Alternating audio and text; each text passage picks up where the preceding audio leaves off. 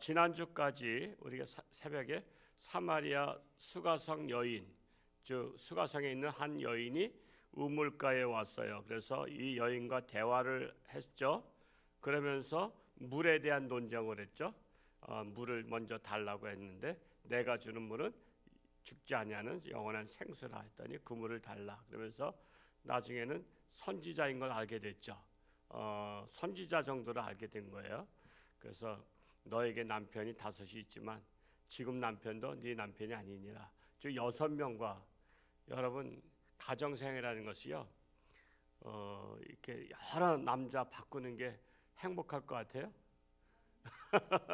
여러 여자 바꾸는 게 행복할 것 같아요?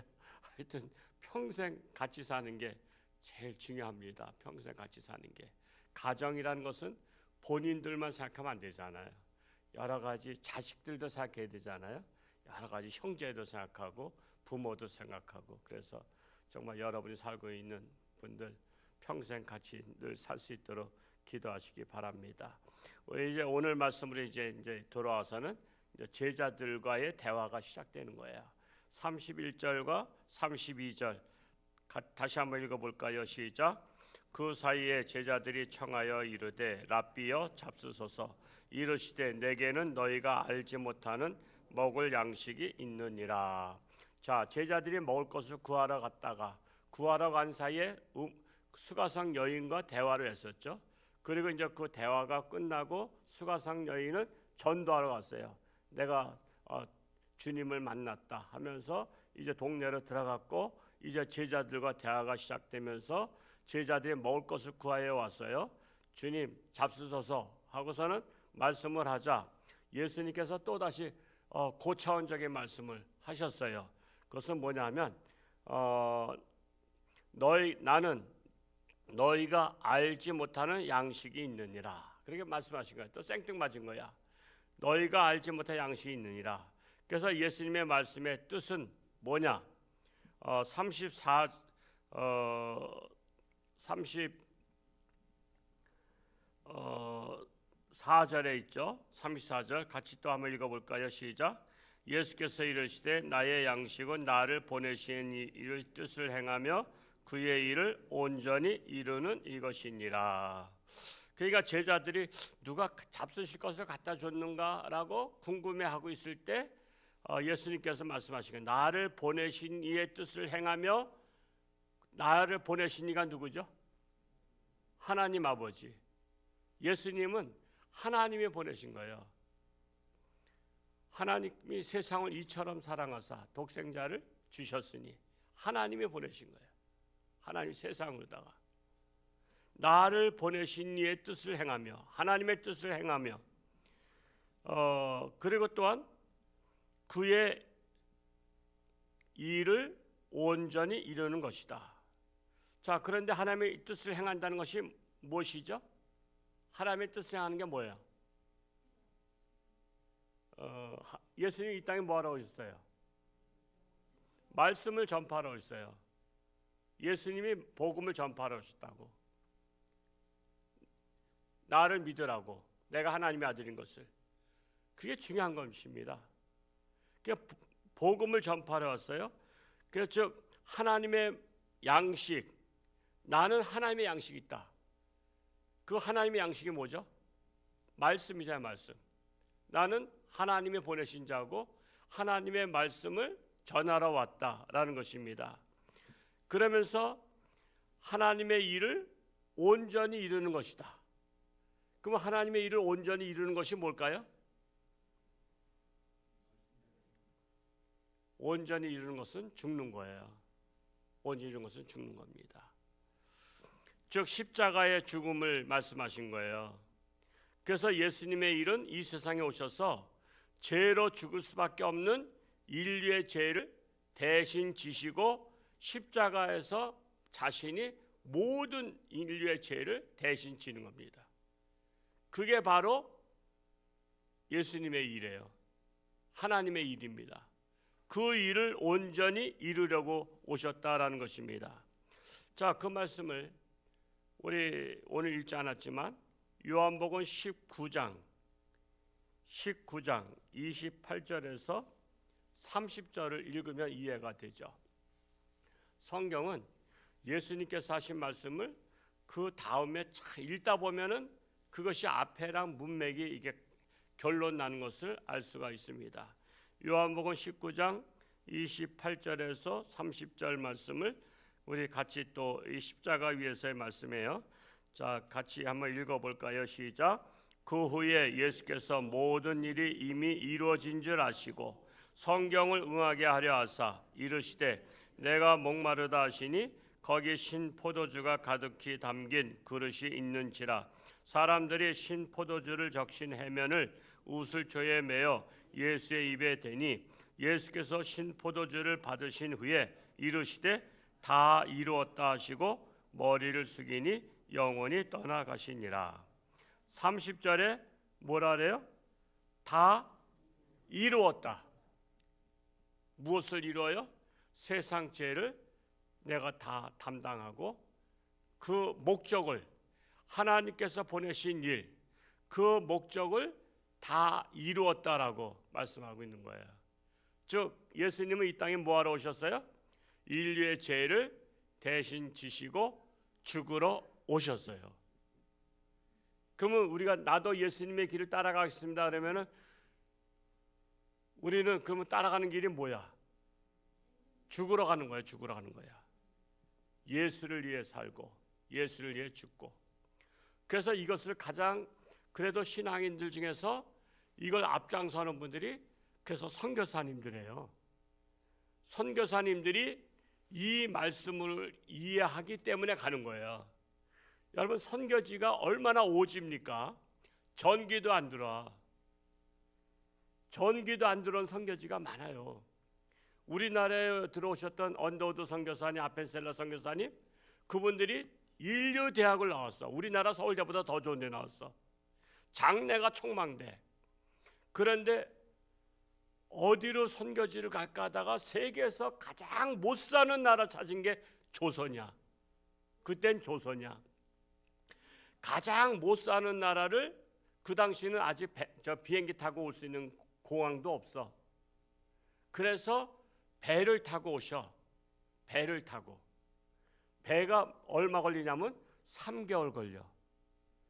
여러분 비행기 타고 하루만 가도 지겨워. 미국 가는데 13시간 걸리고 그래. 근데 석 달을 배를 타고 오는 게 얼마나 힘들어요. 그렇게 와서 25살인가? 언더우드 선교사님이 그렇게 젊은 나이야.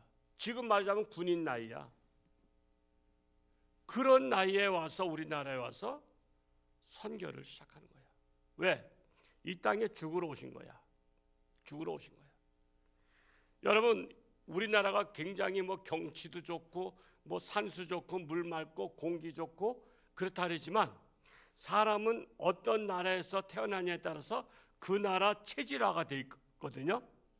근데 미국에서 우리나라 오면 풍토병에 걸리는 거야. 우리가 동남아시아에 가거나 아프리카 가면 풍토병 걸리듯이. 왜냐하면 그 땅에서 자라온 체질과 우리나라에서 자라온 체질이 달라. 우리가 그래서 최고 좋다 그러면 말하면 안 돼. 사막에 산 사람은 사막에 체질화가 돼 있어. 근데 우리는 사막에 가면 체질화가 안 돼서 풍토병으로 죽어. 그래서 선교사님들이 우리나라 와서 많이 죽은 거야. 그래서 풍토병으로다가. 그래서 미국에다 치료하러 가는데 아니 병 걸려서 지금 중환자실에 들어갈 사람을 배 타고서 석 달 동안 배에서 흔들흔들하면서 가다가 다 죽어. 그래서 한 것이 지리산에다가 휴양소를 만들어 놓은 거야. 제가 그걸 가서 봤어요. 지리산에 노고단 올라가다가 차 타고 올라가다가 거기 옛날 벽돌로 다 해서 지금 다 허물어진. 그래서 그거를 성지화 시켜야 되는 거야. 우리나라 최초로 왔던 선교사들이 거기 병들어서 거기서 휴양했던 것인데 근데 이게 허가가 안 나. 이게 산에 이걸 대지로 보지 않는 거야. 그러니까 이게 참 그래요. 아니 절은 산 속에다가 저도 거기는 길이 없어도 허가가 나잖아. 근데 이 지리산에 있는 이 기독교 역사적인 그것을 이게 허가가 안 나. 그래서 이런 것들 생각을 해야 돼. 여러분 어디를 가더라도요, 지리산에 가서 골짜기 가서 뭐 발 담그는 게 중요한 게 아니야. 거기에도 우리 기독교의 역사의 현장이 있다는 사실이야. 이런 것들을 어디 가든지 볼 수 있는 눈이 있어야 돼. 정말 그런 것들을 봐야만이 우리의 신앙에 다시 한번 옥기수 여미게 돼. 야, 정말 이런 분들이 와서 이렇게 우리를 위해서, 그래서 우리가 예수 믿게 된 거 아니요? 그 선교사들이 희생했기 때문에. 그래서 예수님을 따른다는 것은 부귀영화가 목표가 아니야. 뭐 사업 잘 되게, 뭐 그냥 뭐 자식 잘 되게, 그게 목표가 아니라 하나님의 영광을 위해서 내가 살다 가는 것, 그게 예수님을 따라가는 거야. 그 예수님이 그걸 위해서 오셨잖아. 예수님이 부귀영화 위해서 오신 게 아니에요. 인류의 죄를 대신 지시고 십자가에 못 박혀 죽으시는 것.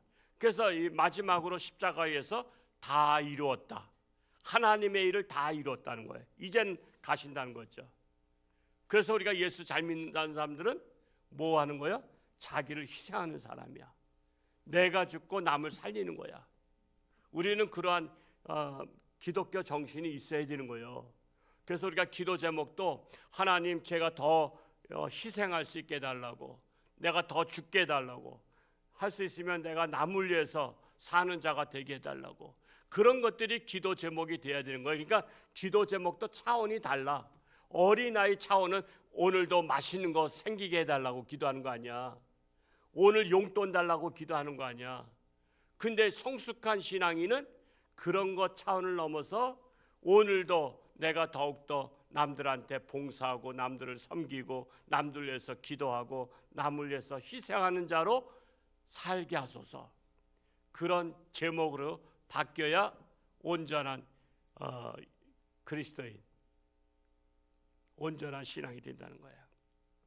우리 홍천에 계신 한 목사님이 그렇게 주님 위해서 열심히 일했지만도 그분이 중환자에서 연세대 의료병원에 가서 죽어서 영혼이 떠나서 하늘나라 가서 예수님 앞에 섰을 때, 너희가 한 일을 보자 했을 때, 그렇게 한 인생을 그렇게 70 가까이 살았어도 한 일이 없다는 거야.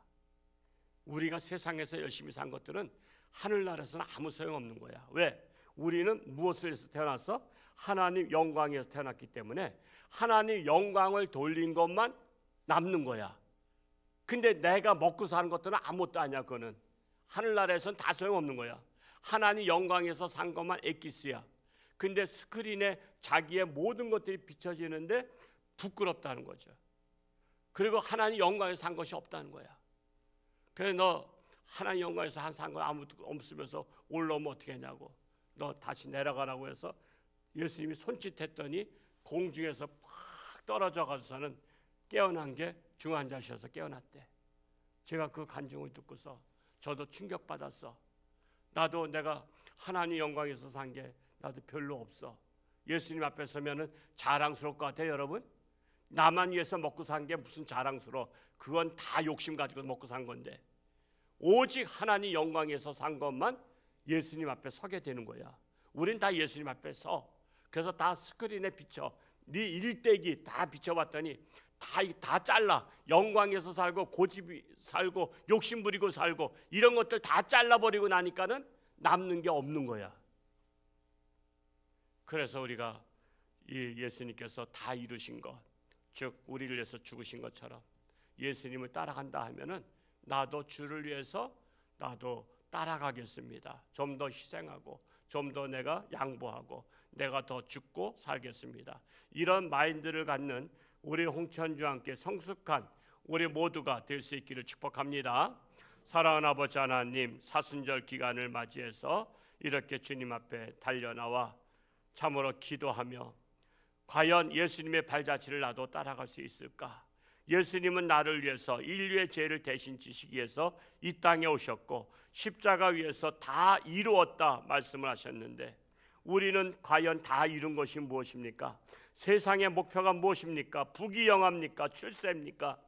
우리는 세상에서 잘 먹고 잘 사는 것이 아니라 할 수만 있으면 하나님의 영광을 위해서 주님의 발자취를 따라가는 것입니다. 우리 홍천주한교회가 더욱더 성숙한 자랑스러운 주님 앞에 섰을 때 떳떳한 부끄럽지 아니한 그러한 신앙인들로 살게 하여 주옵소서.